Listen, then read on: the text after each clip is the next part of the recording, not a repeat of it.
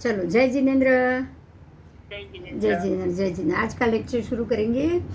एक बार गुण स्थानक हो चुके हैं, फिर भी एक नज़र डाल देते हैं। पहले एक बार हो चुका है, તમે એટેન્ડ કરેલું હતું કે કર્યું હશે કારણ કે હું તો મારા સાહેબને બી કરું છું ને ગુણસ્થાનનું? હા, એમના બી મારે ચાલુ જ છે ક્લાસીસ. बराबर बराबर।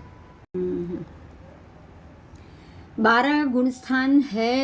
गुण स्थान का अर्थ है कि हमारी आत्मा कौन कौन से गुणों को धारण करके बैठी है और अभी उसको कौन कौन से गुण धारण करना बाकी है। जो असेसमेंट बोला जाता है, जिसको बैलेंस शीट कहते हैं, ये हमारी आत्मा की बैलेंस शीट है कि हमारी आत्मा कौन से स्टेज तक पहुंचा है। जब तक मिथ्यात्व है, हम पहले ही गुण स्थान पे हैं, क्योंकि मिथ्यात्व पहले गुण स्थान पे ही होता है। और मिथ्यात्व की भी विविध कक्षा है। ऐसा नहीं है कि मिथ्यात्व पहले गुण स्थान में आ गए, उसमें भी आपके लिए विविध कक्षा आएगी।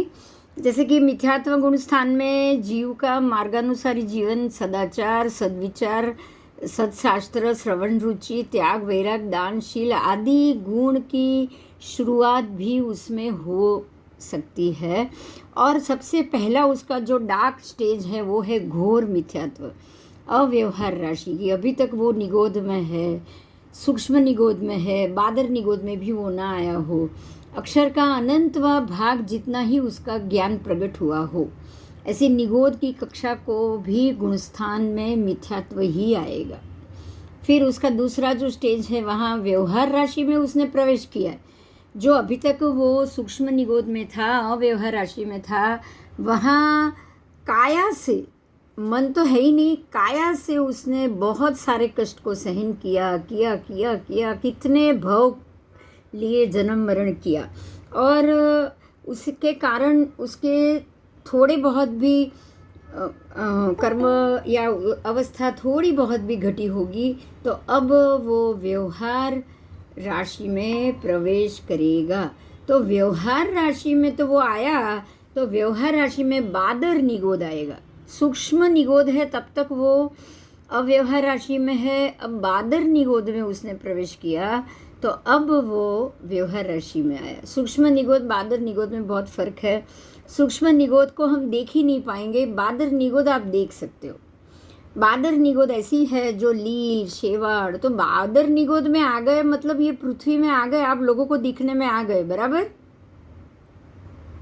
सूक्ष्म निगोद में तो आप देखा ही नहीं दोगे, इसलिए वो अव्यवहार राशि, वहाँ आपको पूरा एक शरीर भी नहीं मिला है, क्योंकि सूक्ष्म निगोद है। सूक्ष्म निगोद या जो एक सुई के एक बूंद की जितनी निगोद में असंख्यता होते हैं, बादर निगोद में आप फिर भी दिखाई देते हो, आपका शरीर है, स्थूल है, बादर है, दिख रहा है, तो आप जो अदृश्य थे उसमें से दृश्य में आए, मतलब अव्यवहार राशि से आप व्यवहार राशि में आए। उसके बाद तीसरा जो गुणस्थान का स्टेज है, द्विबंधक सुकृत बंधक। यहाँ सुकृत बंधक वाला स्टेज आएगा। आप चाहे मिथ्यात्व में हो, लेकिन धीरे धीरे सुकृत आपका बंधन होना शुरू होता है, आप धीरे धीरे सुकृत में जा रहे हो। तो 70 कोड़ा कोड़ी उत्कृष्ट मिथ्यात्व मोहनीय बंधक यहाँ रहेगा। ये जीव मिथ्यात्व मोहनीय का बंधक रहेगा, जो उत्कृष्ट से 70 कोड़ा कोड़ी सागरोपम तक होता है।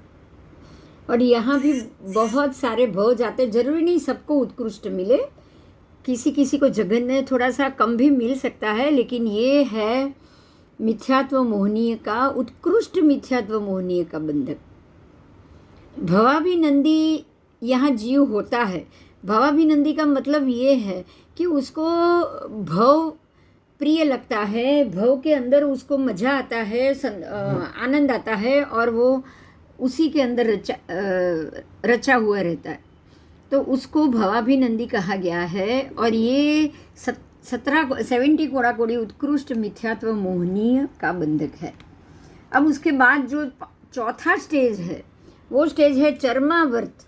अब वो चर्मावर्त में आया है। चर्मावर्त मतलब भवाभिनंदिता उसकी बढ़ती जाती है। भवाभिनंदिता बढ़ने से एक फ़ायदा एक और ये भी होता है कि आप भव क्या है उसको समझते हो।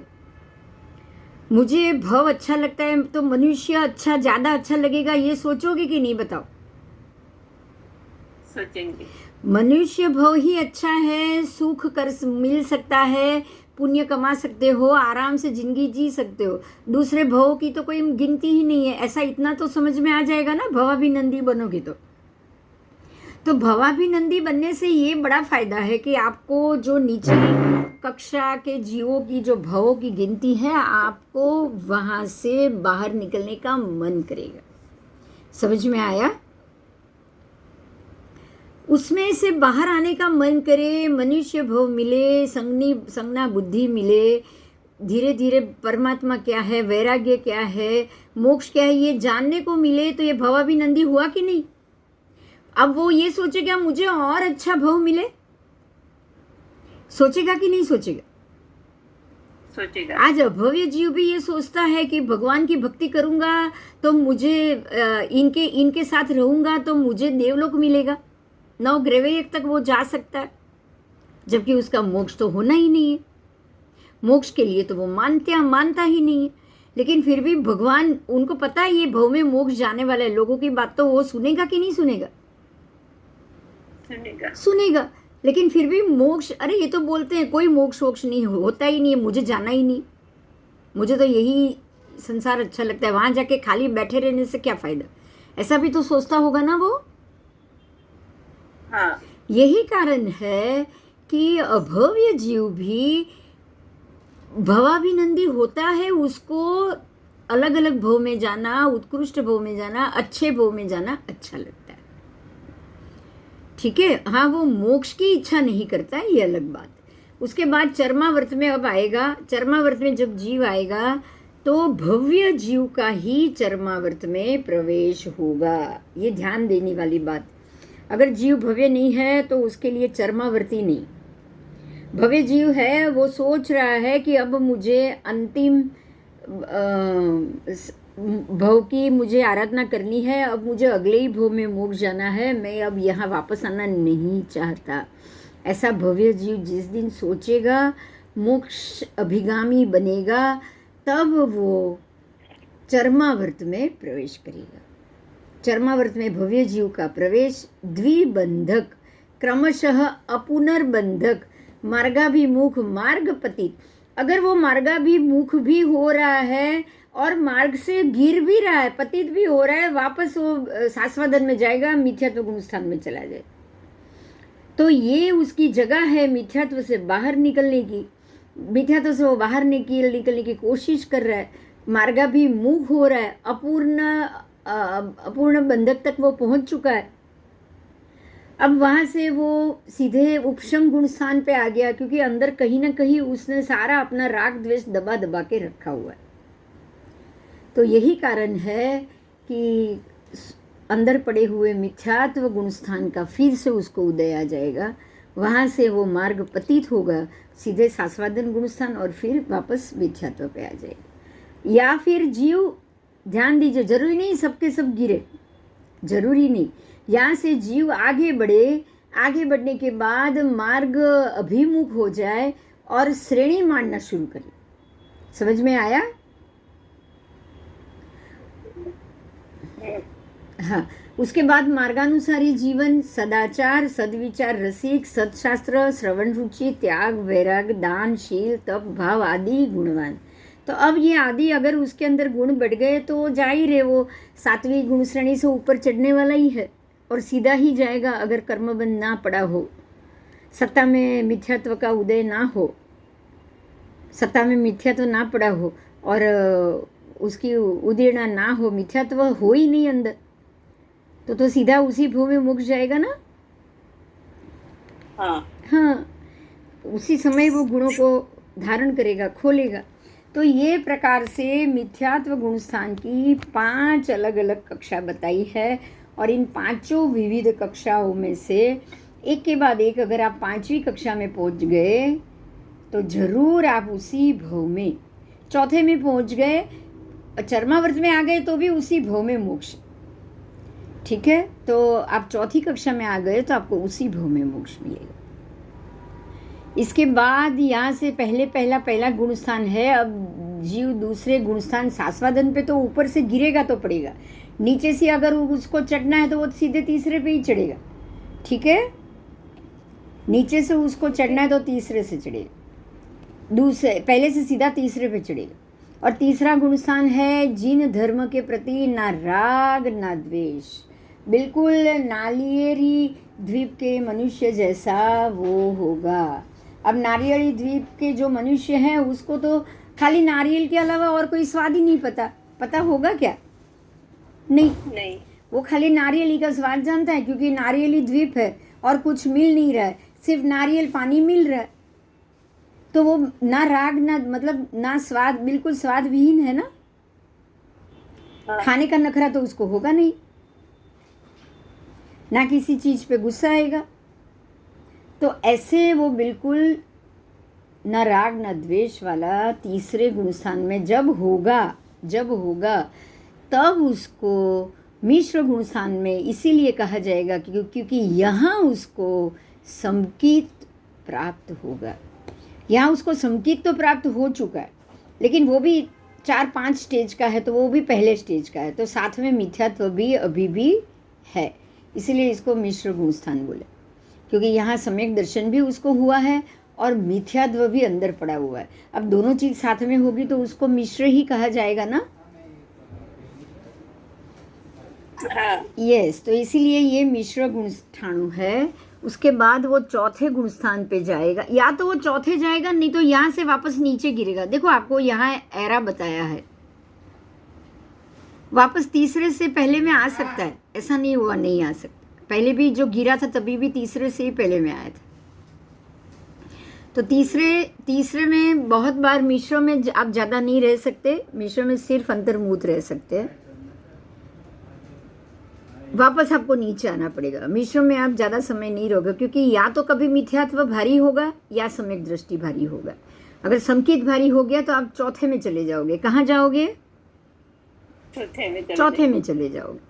तो चौथे में आ गए तो उसको अविरत सम्यक दृष्टि, क्योंकि यहाँ अभी तक आपको विरति नहीं आई, व्रत पचखाण में आप ना आए हो, तो उसको चौथे सम्यक दृष्टि गुणठान में कहा जाएगा। आप उसके लिए ये सोच सकते हो, आप अपने आप को टटोल सकते हो कि आप अभी कोई व्रत पचखाण में हो नहीं, बराबर नहीं हो। कुछ भी हम अगर कुछ चीज आ जाए तो हम बांध छोड़ कर लेते हैं ना उसके लिए।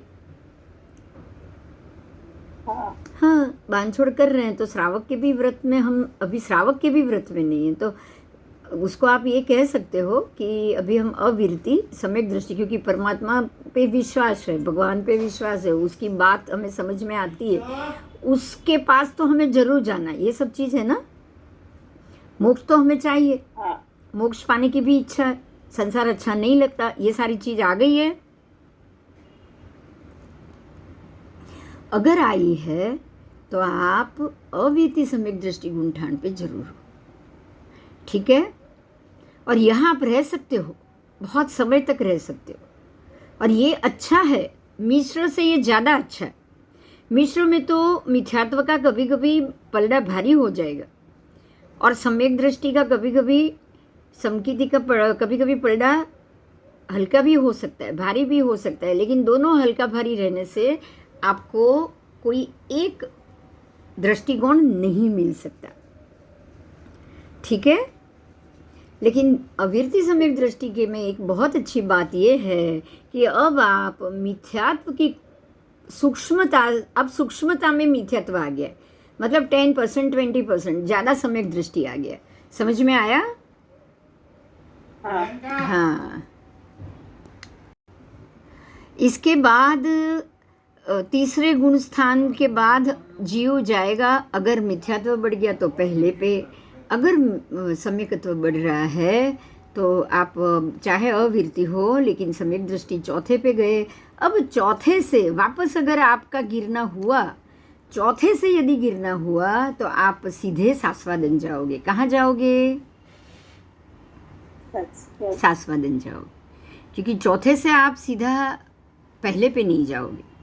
तीसरे से तो आप सीधे पहले पे आए, लेकिन चौथे से आप सास्वादन पे जाओगे, या फिर तीसरे में भी जाओगे। ऐसा नहीं जा सकते, आप जा सकते हो, चौथे से तीसरे में जा सकते हो, लेकिन चौथे से हो सकता है आप दूसरे में जाओ और पहले में भी जाओ, ठीक है, क्योंकि अगर आपके अंदर अनंतानुबंधी का उदय आ गया, कोई सत्ता में पड़ा हुआ कर्म है, अगर नरक गति का कर्म अंदर पड़ा हुआ है, तो फिर आपको मिथ्यात्व में तो जाना ही पड़ेगा, पहले में तो जाना ही पड़ेगा।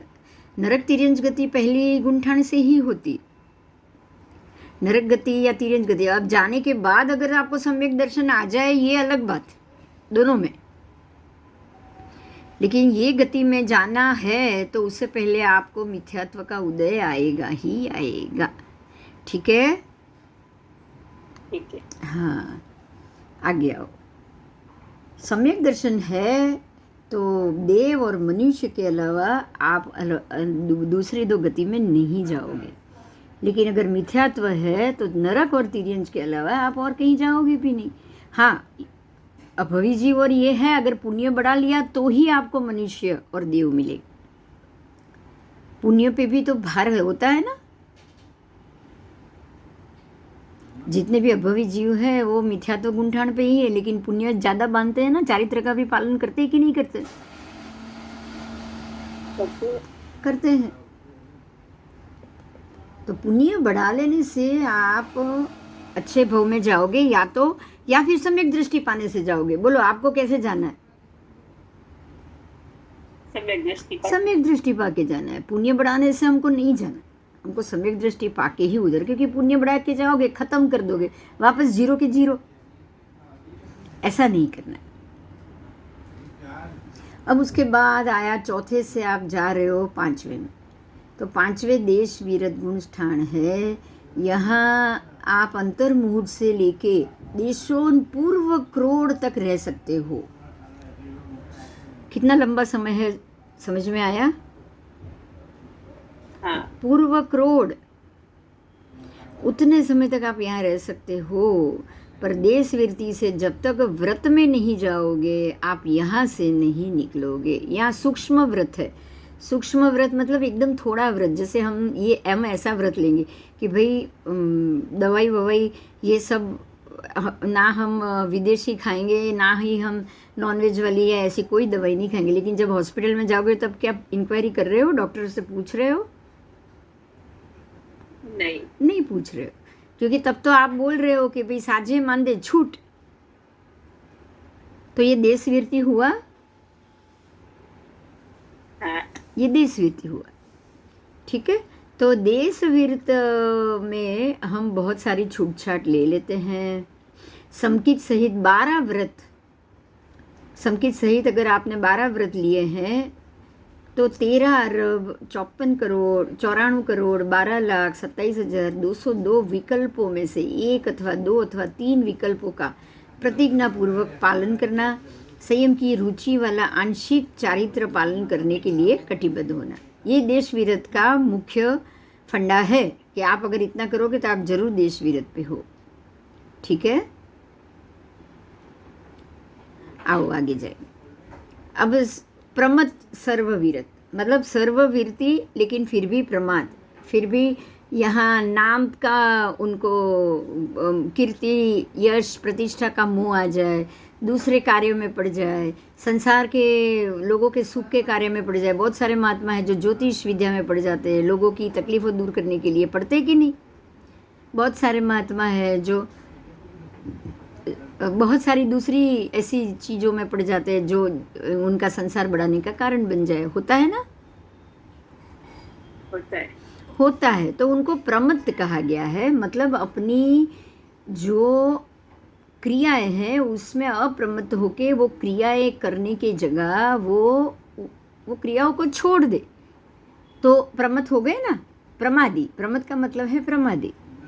तो उनको जो साधुपणा में जो क्रिया करनी है या फिर अंतर मुहूर्त में ही मोक्ष की साधना करनी है, तो इससे वो प्रमत्त बन गए हैं, प्रमादी बन गए हैं। आपको पता होगा गौतम स्वामी को भगवान ने बार बार एक ही बात कही है, समय ना पमाए, कहा है कि नहीं? हाँ, कि गौतम समय का भी प्रमाद मत करो। क्यों? क्योंकि अगर प्रमाद नहीं करोगे तो 48 मिनट अगर आप अप्रमत्त हो गए तो श्रेणी चढ़ जाओगे आप। पर 48 मिनट प्रमत्त रहने से श्रेणी चढ़ जाते हैं ऐसा भी नहीं होता है। अगर ऊपर लगे, आत्मा के ऊपर लगे हुए कर्म बाकी हो तो ऐसा होगा क्या? नहीं, नहीं होगा। नहीं होगा। कर्म की मात्रा ज़्यादा होगी, उसके भोगावली ज़्यादा होगी, तो ऐसा नहीं होगा। नहीं तो भाई भगवान को 12.5 साल क्यों लगते भाई? ऐसा तो नहीं था ना कि भगवान 48 मिनट से ज़्यादा ध्यान ही नहीं कर पाते थे। नहीं, ऐसी तो बात ही नहीं होती। तो 12.5 साल तक एक कोई भी तीर्थंकर परमात्मा को समय लगेगा ही क्यों? ये प्रश्न आता है कि नहीं? हाँ, उनके अंदर तो बहुत शक्ति है। वो क्या मन को का मन, हम बोलते हैं ना मन प्रयोज्ञानी है वो, तो मन को काबू में कैसे नहीं कर सकते? लेकिन अब उनके आत्मा के ऊपर के कर्म ही उतरने बाकी है, तो कहाँ से उनको केवल ज्ञान होगा?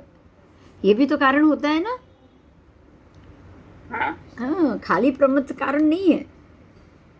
उसके बाद है अपूर्वकरण या निवृत्तिकरण। ये है 8वां गुणठान। 7वें गुण स्थानक पे जीव ज़्यादा समय नहीं रहता है।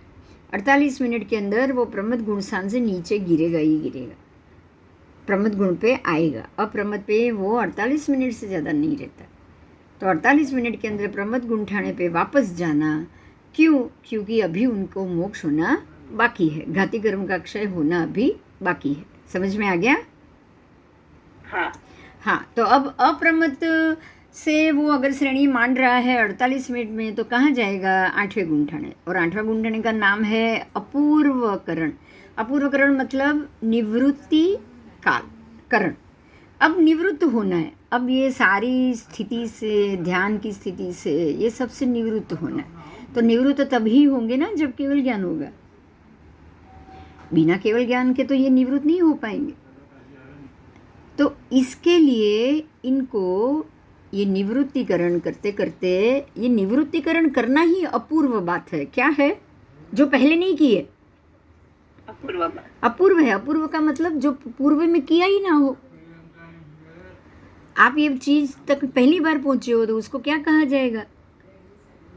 अपूर्व। अपूर्व वैभव। आपको इतना वैभव कभी नहीं मिला, पहली बार मिला, तो उसको अपूर्व बोलते हो कि नहीं? इम्पॉसिबल। तो ये अपूर्वकरण है। और यहाँ आप 5 अपूर्व क्रिया करोगे जो पहले नहीं की है। वो पहला है मोहनीय कर्म का अपूर्व स्थिति का मतलब एक महत्तम स्थिति पर आप घात करोगे। महत्तम रूप से वो मोहनीय कर्म के स्थिति घात से उसको घटा दोगे जो आपने आज तक पहले नहीं किया था। दूसरा अपूर्व रस घात। पहले स्थिति घात की मतलब कर्म की जो नंबर ऑफ कर्म थे उसको घटाया, अब कम नंबर पर लाया। उसके बाद उसके रस का घात किया मतलब जो तीव्रता थी उसको ख़त्म कर दी। निकाचित कर्म तीव्र होते हैं तो उसको ऐसे ही पतले कर लिए कि अब ये कर्म ज़्यादा दिन तक उनके ऊपर रहेंगे भी नहीं। तो अपूर्व रस घात हुआ। अब है अपूर्व गुण श्रेणी। अब यहाँ तक तो पहले गए नहीं, अब आगे आगे जाना है तो अच्छा ही लगेगा ना उनको। या अब अपूर्व गुण को प्राप्त कर रहे हैं, फिर अपूर्व गुण संक्रम कर रहे हैं। अब प्राप्त करते करते करते उसको अपने अंदर लाया। दूर से, पहले दूर से देखेगी अरे ये सारे गुण पड़े लेकिन मेरे आत्मा से कर्म हटाओ। तो उन्होंने अपने आत्मा से कर्म हटाया, अपूर्वकरण किया, तो अब वो गुण उनके अंदर प्रकट हो गए। तो अब हुआ अपूर्व गुण संक्रम।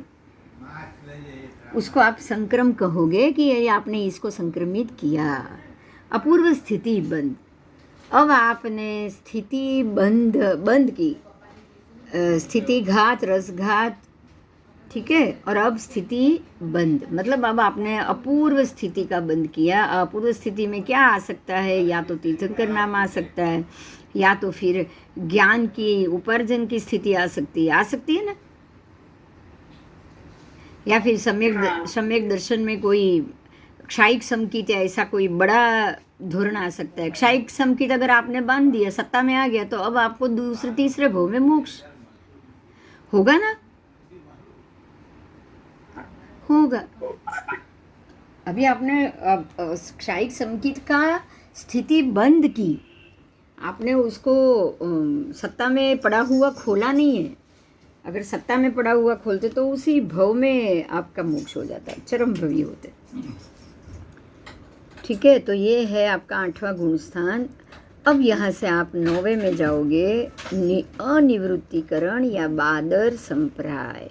ये भी उसका समय भी अंतर्मुहूर्त जितना ही है। और यहाँ आप अनिवृत्तिकरण करोगे, बादर संप्राय अंदर रह जाएगा। बादर संप्राय, संप्राय का मतलब ही है कषाय। संप्राय का मतलब ही है कषाय। उसके बाद है अपूर्व गुण संक्रम, अपूर्व स्थिति बंध। अब आएगा आगे अनिवृत्तिकरण या बादर संप्रदाय। बादर, एक मिनट, हाँ 1 मिनट।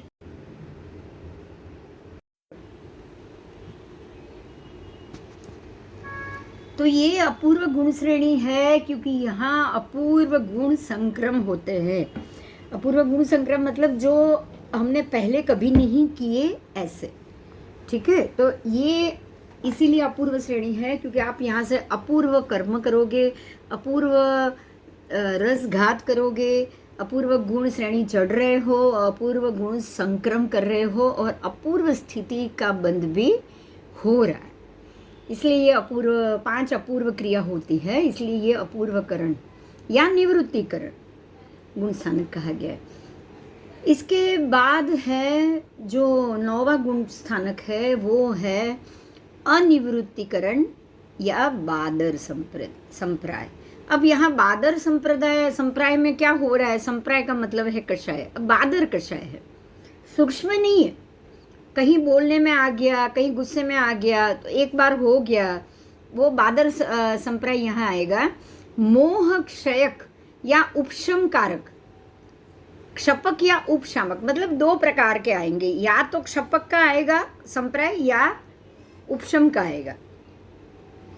या तो क्षपक या तो उपशम का मतलब क्या है? कषाय तो एक जैसा ही आता है, लेकिन अगर आपके अंदर अभी भी सत्ता में मोहनीय का उदय पड़ा हो, अनंतानुबंधी का उदय पड़ा हो, तो उसको उपशम ही आएगा। अब वो कितना भी संभाल के आगे काम करे, मोह क्षय का काम करे, उसको उपशम ही होगा क्योंकि अंदर सत्ता में मोहनीय का उदय पड़ा हुआ है, मिथ्यात्व का उदय पड़ा हुआ है। बात समझ में आई? हाँ। यहाँ ध्यान दो, अपूर्वकरण कर रहा है। अगर अपूर्वकरण कर रहा है तो फिर ये गलत चीज कैसे हो सकती है क्या?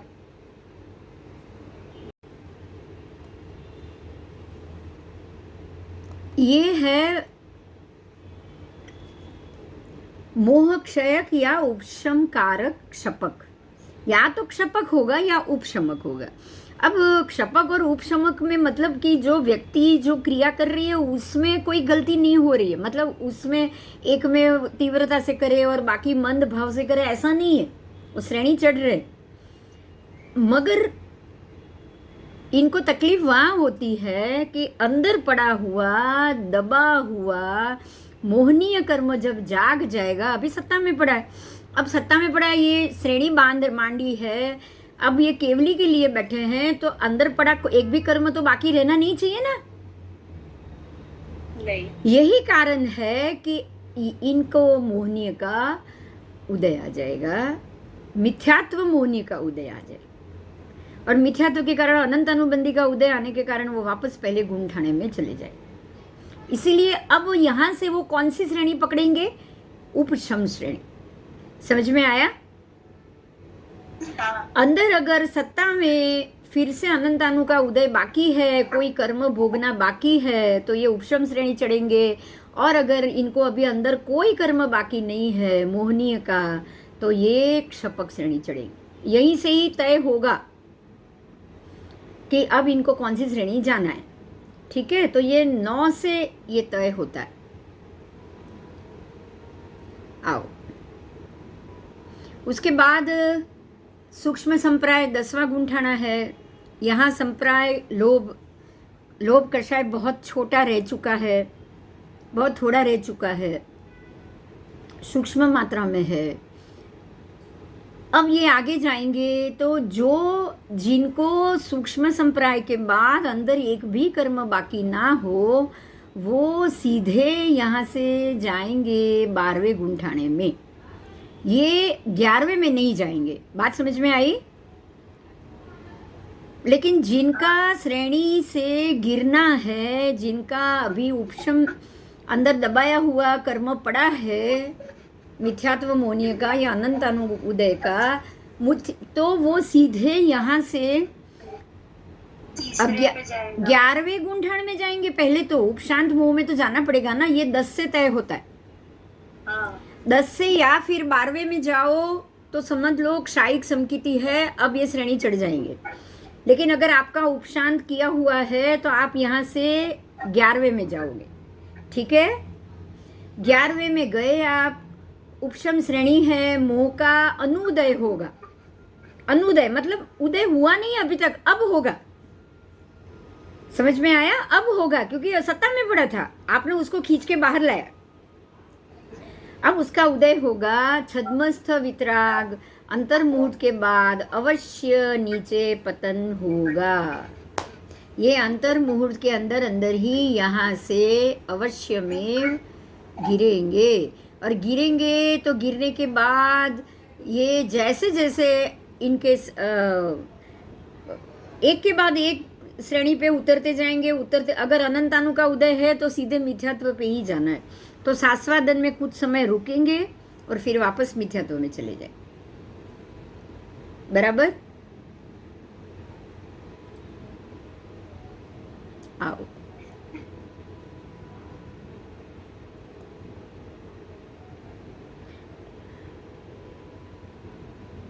चलो आगे जाएंगे। अब है 11वें में अगर आ गए तो वो उनका पतन हो गया। लेकिन जो 10वें से जो सीधे 12वें में चढ़े, वो चरम समय में क्षपक श्रेणी में संपूर्ण मोह क्षय कर लेंगे। सूक्ष्म लोक मोहिनी कर्मों के सूक्ष्म अंशों का यहाँ पे संवेदन होता है। और प्रातिभ ज्ञान छद्म वितराग एक अंतर्मुहूर्त में ये 12वें गुंठान में क्षीण मोह गुंठान में से आगे 13वें गुंठान में पहुंच जाएंगे। और 13वें क्षीण मोह तो हो गया, तो अब 13वें गुंठान में अब खाली केवल ज्ञान ही बाकी है ना, तो अब सीधा उनको केवल ज्ञान हो जाएगा। 12वें में क्षीण मोह तो हो चुका था, अब वो आगे निकल गए हैं, तो अब सीधे 13वें गुण स्थान में सयोगी केवली, अब ये केवली भगवंत हो जाएंगे। वितराग युक्त सर्वज्ञ मन वचन काय के योग से युक्त सर्वदर्शी घाती कर्म रहित, क्योंकि घाती कर्म का यहाँ क्षय हो जाएगा। एक अंतर्मुहूर्त से देशों पूर्व करोड़ वर्ष, देशों पूर्व करोड़ वर्ष का कहा है तो उसके भी कुछ गणित होगा। ये सहयोगी गुण ठाणे पे यहाँ रहेंगे, ठीक है। इसके बाद जब तक उनका आयु कर्म खत्म नहीं होगा तब तक इनको यहीं पे ही रहना है। जैसे ही आयु कर्म खत्म होने को आए तब वो बाकी के कर्मों को भी उनको खत्म करना पड़ेगा ना। खाली आयु करेंगे तो चलेगा नहीं, नाम गोत्र वो भी तो खत्म करना पड़ेगा। और साता असता वेदना, वो तीनों को उनको लेवल में लाना पड़ेगा। अब मान लो कि इनको आयुष्य आ चुका है, अभी अंतर्मुहूर्त में आयुष्य खत्म हो रहा है और बाकी के कर्म ज्यादा है, तो अब इनको क्या करना पड़ेगा? कुछ याद है? केवली समुद्घात, समुद्घात करना पड़ेगा। अब समुद्घात में क्या करना पड़ेगा? अब इसके बाद नेक्स्ट स्टेप वही है, तो हम समुद्घात की भी बात भी समझ लेंगे। तो मन वचन काया के योग से युक्त वितराग सर्वज्ञ ने घाती कर्म रहित हो चुके हैं। एक अंतर्मुहूर्त से लेके देशों पूर्व करोड़ वर्ष तक वो यहाँ है। अब ये देशों पूर्व करोड़ वर्ष का उसके बाद का जब आयुष्य उनको समाप्त होने को आएगा, तब वो आयुष्य समाप्ति के समय बाकी के 3 अघाती कर्म का एक लेवल करने के लिए उनको यहाँ पे केवली समुद्घात करना पड़ेगा। केवली समुद्घात करने के लिए जब उनके अघाती का भी क्षय हो जाएगा तो 8 कर्म क्षय होने से, देखो यहाँ ऊपर लिखा है, देखो अब इनके 4 घाती के तो पहले हो चुके थे, अभी बाकी के 4 अघाती भी क्षय हो गए हैं। अब इनके 8 कर्म क्षय हो चुके हैं। अब ना ही इनको आयु बांधना है और ना ही कोई कर्म चढ़ाना है। अब ये सिद्ध भगवंत हो चुके हैं, अनंत चतुष्टय के स्वामी बन चुके हैं, शुद्ध अवस्था तीनों योग से मुक्त हो गए हैं। अब ये सिर्फ रस्वासर अ ई उ रूल रू ये इतना उच्चारण ही करेंगे। अगर इसको पूरा इकट्ठा कर दे तो ओम बनता है, ओम। अगर ये उच्चारण समय तक ही वो इतने ही समय में वो अपने यहाँ से ये संसार से निकल के सिद्ध क्षेत्र में, देखो यहाँ सिद्ध शिला बताई, इसके लोकाग्र पे सिद्ध शिला और लोकांत से बाहर निकल के, लोकांत में ही सिद्ध शिला है, लोकांत पे तो सिद्ध शिला है, तो ये तो सिद्ध शिला से भी बाहर निकल गए। तो लोक और अलोक के मध्य में ये अक्षय अनंत काल तक वहाँ जाके आरूढ़ हो गए और ये वितराग भगवान बन गए। समझ में आया? हाँ। इनको आलोक ने रोका है। सिद्ध भगवंत आलोक से रुक जाते हैं पर लोक से बाहर निकल जाते हैं। समझ में आ रहा है? ये मेरी बात समझ में आ रही है? हाँ। आओ, तो ये हमारा ये हुआ क्षपक श्रेणी की आराधना, और क्षपक श्रेणी की आराधना करने के कारण जीव कितने समय में केवली बनता है, ये पाठ आपने जाना। आओ, अभी हम ये सबसे पहले ये जो आत्मा के गुणस्थान जो मैंने बोला है उसमें यहाँ राइटिंग में भी है, वर्ड में भी है, मैं उसको भी बोलना चाहूँगी। सुनिए। मिथ्यात्व गुणस्थान। मिथ्यात्व का मतलब है अतत्व श्रद्धा, तत्व पे श्रद्धा नहीं होना। तत्व का मतलब ही होते हैं सिद्धांत, जो सत्य है उसको मानना। अब तत्व अरुचि दोष होने पर भी मिथ्यात्व अवस्था को यहाँ पहला गुण स्थानक कहने में दो अपेक्षा है। अब ये अपेक्षा की बात की है तो ये अपेक्षा के ऊपर मैं जा रही हूँ। जीव तत्व की अति प्रारंभिक अवस्था बतलाई गई है और मिथ्यात्व दोष क्रूश हुआ हो तो प्रकट करने वाले प्रारंभिक गुणों की अवस्था भी यहाँ सूचित होती है। तो ये पहली अपेक्षा सभी एकेंद्रियों से लेके असंज्ञी पंचेंद्रिय जीव तक भवाभिनंदी यानी कि पुद्गल रसिक संज्ञी पंचेंद्रिय। ध्यान देना, भवाभिनंदी का मतलब क्या है मैं फिर से आपको बता रही हूँ।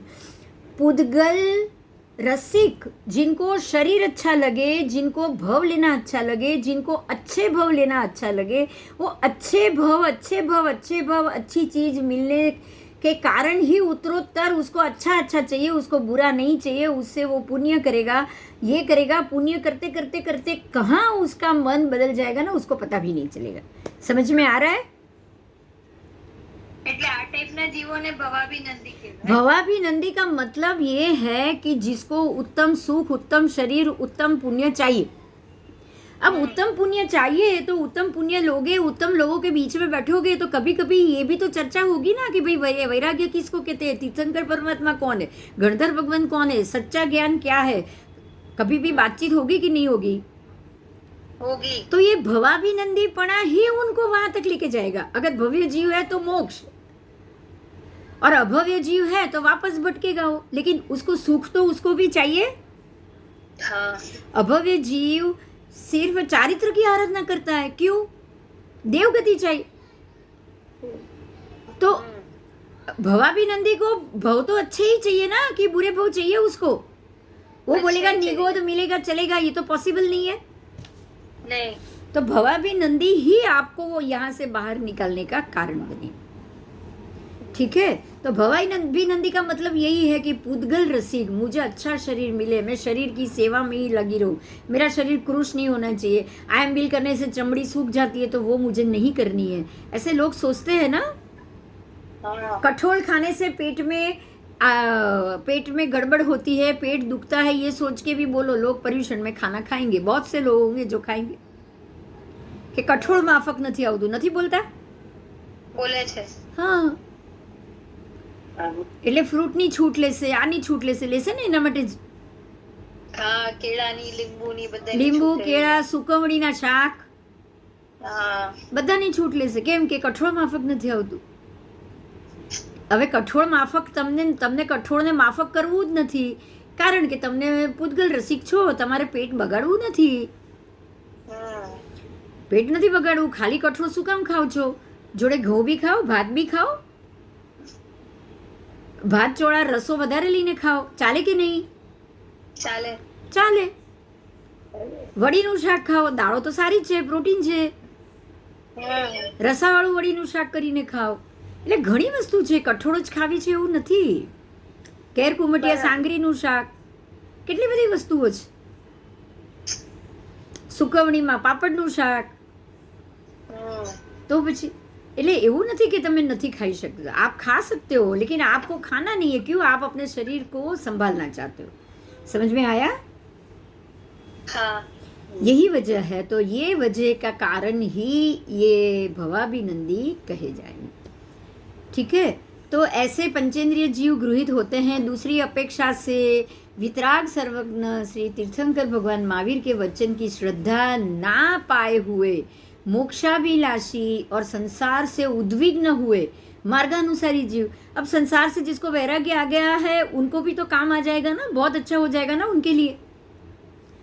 अहिंसा, सत्य आदि 5 यम नियम, शौच, संतोष, ईश्वर, प्रणिधान, तप, स्वाध्याय, ऐसे 5 नियम वो गृहित करेंगे कि नहीं करेंगे? बताओ.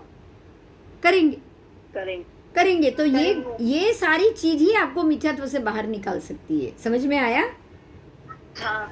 तो मिथ्यात्व से बाहर निकालने के लिए भवाभिनंदी तो चाहिए ही चाहिए. बाद में छोड़ना है आपको. चौथे गुणस्थान के बाद भवाभिनंदी छोड़ना है. पहले तो यही सोचना है कि अच्छे भव मिले, अच्छा शरीर मिले, अच्छे भव मिले. अच्छा शरीर मतलब देव या मनुष्य मिले. नारकी में अच्छा शरीर नहीं है, तिर्यंच में अच्छा शरीर नहीं है, वनस्पति में अच्छा शरीर नहीं है क्या? नहीं है. तो आप क्या सोचोगे? बुद्धि का उपयोग हुए, ऐसा भव मिले, अच्छी बातें जानने को मिले. आज कुत्ता भी यही सोचेगा. एक कुत्ता होगा तो भी सोचेगा कि भाई देखो ये गली के कुत्ते कैसे भटक रहे, लोग मारते, पत्थर मारते, मुझे भी ऐसा ही घर मिल जाए जो मेरे को संभाल के खाना वाना दे. सोचेगा कि नहीं सोचेगा? सोचेगा. तो भवाभिनंदी वही सोचेगा ना कि मेरे शरीर अच्छा रहे और उसके लिए मुझे सुख मिले. अब ये सास्वादन गुण स्थानक पे आया. पहले की अपेक्षा इसका विकास हुआ है क्योंकि ये भवाभिनंदी से उसने पुद्गल सुख मांगते मांगते पुण्य कमाया है. मिथ्यात्व, इसमें मिथ्यात्व उदय में नहीं है. फिर भी ये गुण स्थान पहले गुण स्थान से चढ़कर प्राप्त नहीं होता. आप पहले से कभी भी दूसरे में नहीं जाओगे, इतना ध्यान रखना. क्योंकि पहले में सास्वादन है. अब सास्वादन तो बाद में आएगा ना, पहले तो सम्यकत्व लेना पड़ेगा कि नहीं? सास्वादन में सम्यकत्व आता नहीं है, लेकिन कुछ समय तक रहता है. समझ में आया? अब कुछ समय तक वो रहेगा. कब आया होगा तो रहेगा ना. तो मिथ्यात्व से जब आपको सम्यकत्व चाहिए तो पहले से सीधा तीसरे में जाना पड़ेगा. क्लियर हो गया? तीसरे में पहले क्यों जाना है? हाँ. पहले में से आप तीसरे में जाओगे, तब जाओगे जब आपको सम्यक दृष्टि खुलेगी. इसीलिए आप दूसरे गुण स्थान पहले से दूसरे में कभी नहीं जाते. लेकिन फिर भी चौथे से गिर सकते हो, आगे से 5वें से गिर सकते हो, 6ठे से गिर सकते हो, 7वें से गिर सकते हो, 8वें 9वें से 10वें 11वें तक से आप गिर सकते हो. तब तो आपको सास्वादन जरूर आएगा. ठीक है? हाँ. आओ. उसको सास्वादन मिलता है क्योंकि उसको सम्यकत्व अवस्था में वो शिथिल हो जाता है. अनंतानुबंधन के कषाय उदय में आते हैं. तब ये कषाय घातक होने के कारण समचित गुण को वो घात कर देता है, नष्ट कर देता है, खत्म कर देता है. और अब तक मिथ्यात्व उदय में नहीं आया है, इसीलिए जीव गिर के सीधे दूसरे में सास्वादन में आएगा और यहाँ उसको कुछ समय के लिए समचित का स्वाद लगेगा, स्वाद रहेगा मुंह में. अब जैसे वॉमिट कर ली, खीर खाई है, वॉमिट कर ली, तो मुंह में खटाई, वॉमिट की खटाई के साथ आपको खीर का स्वाद भी आता है कि नहीं? आता है. तो इसके लिए उसको सास्वादन बोला है कि दोनों का यहाँ पे थोड़ा थोड़ा स्वाद उसको मिल रहा है, लेकिन वो बहुत जल्दी चला जाएगा। ठीक है, ये बहुत जल्दी चला जाएगा, अल्पकाल के लिए ही यहाँ रहेगा वो, 48 मिनट, जिससे ज़्यादा यहाँ रहता ही नहीं है। तो वमन किए हुए सम्यकत्व के कुछ अंश यहाँ आस्वादन करने के लिए कर सकता है, इसलिए इसको सास्वादन गुणस्थान कहा गया है। अधिक में यहाँ अधिक से अधिक ज़्यादा सिर्फ 6 आवली का रहता है। 6 आवली का मतलब ओहो, बिल्कुल अंतर मुहूर्त भी नहीं। अंतर मुहूर्त तो 48 मिनट का होता है। यहाँ लिखा है अंतर मुहूर्त 1,67,77,216 आवलिका का एक अंतर मुहूर्त होता है। तो एकदम न्यून थी। हाँ, एकदम कम, खाली 6 आवलिका ही ठहरता है, बस खाली 6 आवलिका। तो बिल्कुल कुछ सेकंड के लिए वो यहाँ ठहरेगा, कुछ सेकंड के लिए, फिर वापस ऊपर जाएगा। कुछ, हाँ बिल्कुल, 1-2 समय में नहीं, ऊपर नहीं, सीधे नीचे गुणस्थान में, मिथ्यात्व में। फिर तो कब उदय होगा वही नहीं पता। अरे बाप। हाँ, अनंतानु कषाय का उदय मिथ्यात्व को तुरंत खींच के उदय में ला देता है। इससे जीव पहले गुण स्थानक में चला जाता है। अब आज ये पता चला कि बहुत कम मात्रा में वो यहाँ रहता है। अगर आप इसको भागोगे ना 6 आवलिका से, तो आपको पता चलेगा। मैं 1 मिनट भाग के देखती हूँ कि कितनी मिनट आएगी।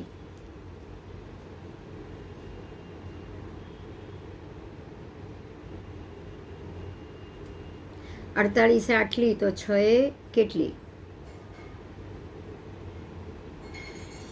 6 8 48 અને 8 ભાગું તો 8 દુ 16 2 0 એટલે 20 77 એટલે 8 9 72 9 209 57 એટલે 8 સીતું 56, 1 વધ્યો 12 એટલે 7. હું 203 બોલેલી ને, 237.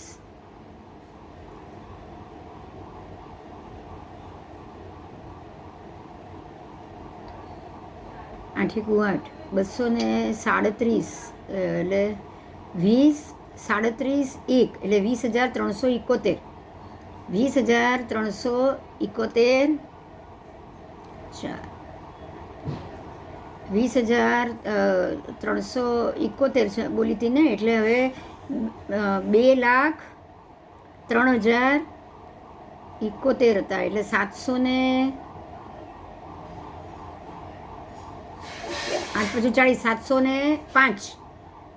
યાદ રાખજો કેટલા બોલી હું, 2,03,705 બરાબર. 8 પછી 40, યસ 2,03,705. 8 પછી 40 હતું, એટલે 2 વધ્યા 21 41 એટલે 1 વધ્યો ને 8 દુ 16. 2,03,000 એટલે 20 લાખ. 20 લાખ આવલિકા એ ખાલી તમારી 1 મિનિટે 20 લાખ આવલિકા હોય છે. 20,03,000 બોલો. આટલી આવલિકા જે 48 મિનિટ 20, હા 1 મિનિટની આવલિકા કેટલી, તો કે 20,30,000 20,30,000 એટલે 1 મિનિટ. વધારે થઈ ગયું છે બેન. 20,30,000 20,30,000 જ આવશે ને, એટલી તો આવશે જ, વધારે નથી થયું. અને 8 ભાગવાના છે, કરોડ ને 8 ભાગવાના છે. 8 દુ 16 થયા ને, અને 8 ભાગવાના તમારે, એટલે 20 લાખ જવાબ આવશે. એટલે 20 લાખ આવલિકા ક્યારે, 1 મિનિટની. બેન 48 મિનિટનો હિસાબ છે. 48 મિનિટે આટલી આવલિકા, તો 1 મિનિટે કેટલી, તો ડિવાઇડ બાય 48 કરવું પડે. હા આને ડિવાઈડ બાય 48. મેં 6 મેં 8 કર્યું, આપણે 48 ડિવાઈડ કર્યું. જી કહું છું, એટલે 20 લાખ ના આવે, ઓછું આવે. બરાબર. 4 લાખની આસપાસ આવશે. ના ના એટલું ના આવે. 4 લાખ ક્યાંથી આવે, 5 ચોકા 20, 4 લાખ ના આવે. અંદાજ કરી લો કેલ્સીમાં. એક સેકન્ડ આને 100 ભાગો ને, આને તમે 100 ભાગો ને એના અડધા કરો ને તો પણ આટલા ના આવે. અને 100 ભાગો, 100 મિનિટ ગણીને આને 100 ભાગશો ને તમે તો પણ 1,67,000 તો બી 16 લાખ થયા. અને તમે 100 ભાગો તો બી 16 લાખ થયા. તો હવે 50,000 આવ્યા તો 16 દુ 32 એટલે 32 લાખ તો જવાબ આવે જ છે બેન. 32 લાખ તો જવાબ આવશે જ આનો. 32 લાખથી ઓછું નહીં આવે. 4,9525 3,49,525. હા. 3 લાખ આવ્યા કે 32? 3 લાખ આવે. 3,49,525.333 આવે છે. હા, એટલે 3.5 લાખ થાય અંદાજે. 3.5 લાખ થયા. હવે 3.5 લાખ એટલે આમાં તમારે કેટલી 6 આવલિકા જોઈએ છે. આ તો 1 મિનિટનું ગણિત આવ્યું. હા, તો હજી ડિવાઇડ બાય 60 કરું સેકન્ડ. પણ આવલિકા એટલે 1 મિનિટે એવું તો નથી. 1 સેકન્ડ 5 ના ના, એવી ભૂલ છે તારી. આવલિકા એટલે 1 સેકન્ડ. 1 સેકન્ડમાં અસંખ્ય આવલિકા નીકળી જાય. હા, તો 582.4222 આવે છે. હા, એટલે આમાં તો તમારી 1 સેકન્ડ બી નહીં, ફ્રેક્શન્સ ઓફ સેકન્ડ આવવાની છે જવાબ. 6 આવલિકા એટલે હા. અસંખ્ય આવલિકા બરાબર 1 આંખનો પલકારો. તું વિચાર તો કર. આંખના પલકારો મારવામાં 1 સેકન્ડ તો જાય ને. હા. તો 1 સેકન્ડમાં અસંખ્ય આવલિકા. હા, તો અસંખ્ય જ થઈને બેન. આ 5,825 બતાવે. પણ એ તો છોડ, આપણે તો ખાલી 6 જ આવલિકા જોઈએ, અસંખ્ય નહીં. 6 આવલિકા એટલે કેટલી ઓછી સેકન્ડ. એક સમયથી પણ ઓછું થયું. આ તો હા, માઇક્રોસેકન્ડ થયું. બસ માઇક્રોસેકન્ડ થયું. એ જ તો કહું છું. એટલી જ વારે અહીંયા રહે છે ખાલી સાસ્વાદન. માઇક્રોસેકન્ડ ને 100 થી ડિવાઇડ કરવું પડે ત્યારે મતલબ આપણે એવું કહીએ કે જીવ અહીંયા રહેતો જ નથી એવું કહીએ તો ચાલે. હા, 6 આવલિકા એટલે ખાલી જસ્ટ પોઝ લઈને સીધો આગળ. હા, ખાલી એક પડ્યો એટલે એક ટાંટિયો મૂક્યો ને સીધો નીચે આવ્યો એમ કહેવાનો અર્થ. એક પગ મૂકીને જમ્પ મારે. બસ, એટલે અહીંયા રહેતો જ નથી બીજી ભાષામાં કહીએ તો. સમજ્યા? હા બેન. હા, એટલે આ સાસ્વાદન મિથ્યાત્વ કેટલું ભયંકર છે એ સમજાય છે આજે. બહુ ખતરનાક છે. કેટલું ખતરનાક છે વિચાર તો કરો. તમારા સમ્યક દર્શનને ક્યાંય ફેંકી દે. આજે જો ને નૈસારના ભાવમાં ભગવાન મહાવીરની શું હાલત થઈ, ત્રીજા ભાવમાં મરીચીના ભાવમાં શું હાલત થઈ, ક્યાંથી ક્યાં પહોંચી ગયા. 7મી નારકી, 5મી નારકી, કઈ નારકી. છેક ત્રીજા ભાવમાં મિથ્યાત્વ આવ્યું તે છેક 16મા ભાવ 17મા ભાવમાં એમને પાછું મળ્યું સમ્યક દર્શન. બોલો શું હાલત થઈ. खतरनाक। हाँ चलो।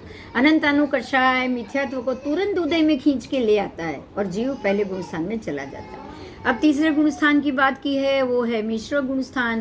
पहला गुण स्थान वाला जीव मिथ्यात्व मोनीय कर्म अनंतानु कषाय दोनों का उदय रोक के मिश्र मोनीय कर्म का वेदन करता है। ये दोनों को रोकता है मतलब ये भी उदय में ही नहीं आया, अंदर पड़ा हुआ है।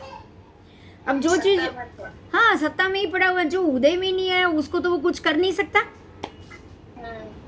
उसका समय ही नहीं आया, वो बेचारा क्या करेगा। चौथे गुण स्थान वाला जीव समयकत्व खो के मिश्र मोनीय कर्म का वेदन करे तब तीसरा मिश्र गुण स्थान प्राप्त करता है। मतलब कि अब इसको नारियल द्वीप वाला हो गया, नारियल ही उसका आहार, उसको पता ही नहीं है कि केले की चिप्स या और कोई चीज़ क्या होती है, बिना नारियल के उसको कुछ नहीं पता।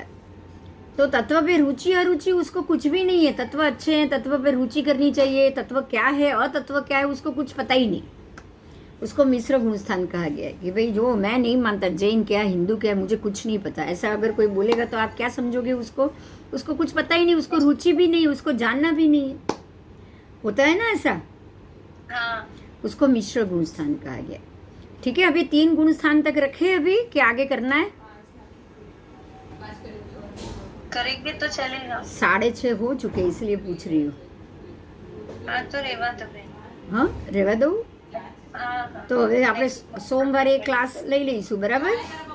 હા અને પર્યુષણમાં કેવી રીતે કરશો? પર્યુષણમાં તો મને એમ છે કે આપણે હવે નવી ચોપડી કરવાનો વારો આવશે। આ પૂરું થઈ ગયું? હા હવે બહુ ઓછા પાના રહ્યા છે આમાં, ઓકે એટલે હવે કઈ આ પૂરું આવશે? આ પૂરું કરી દઈએ ને પછી પર્યુષણ પહેલા આ પૂરું કરી દઈએ, બરાબર? પર્યુષણ કયા વારથી ચાલુ થાય છે? બુધવાર. તો પછી સોમ અને બુધ 2 દિવસ ક્લાસ આવશે. ઓકે સોમ અને મંગળ. જો સોમવારે પતી ગયું તો સૌથી સારું, નહીં તો મંગળવારે એક એક્સ્ટ્રા લઈ લઈશું, ચાલશે. બરાબર? કે પછી કાલે લઉં એક? કાલે લેશો તો પણ ચાલશે. ચાલશે તમને?